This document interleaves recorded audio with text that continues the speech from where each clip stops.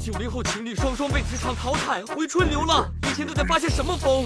早上好呀，大家。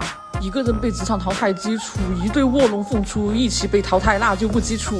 我常常在想，我们相处这么和谐，到底是因为爱情还是因为病情？不要陪我凶，要不然怎么会有人半夜刮腋毛把自己刮伤，贴了这么大一块胶布，以至于扯下来的时候要把所有腋毛都扯掉？不要说！以前花大价钱买的衣服塑料袋，用了不到2年就开始掉渣，衣服里全是碎渣子。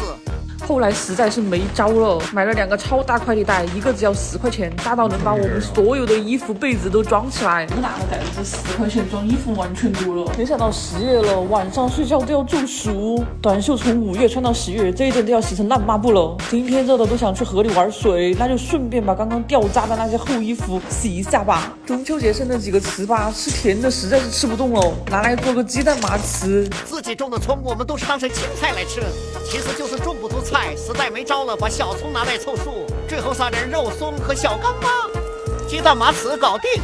哇塞，是真没想到，糍粑能做成这种咸口的也这么好吃。好裸呀！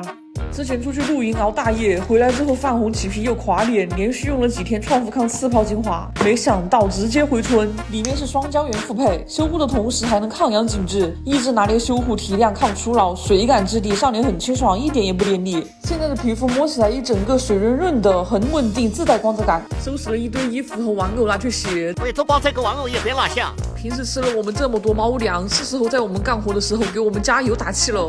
刚到河边就被一只流浪黄毛给盯上，发型这么潮流又中分，一看就是宠物狗。看来流浪久了肚子都这么瘪了，还好这次是给美洲豹带了猫粮的哦。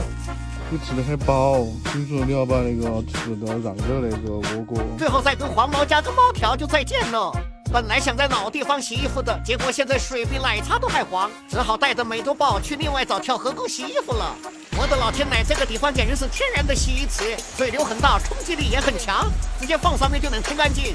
买了10几年的帐篷，终于可以趁着这个机会好好洗一洗了。带了洗衣粉都不用放了，直接放在这个大池子里面冲，水流的冲击力度简直比洗衣机都强。这么好的玻璃水，管家直接一屁股坐到里面洗了。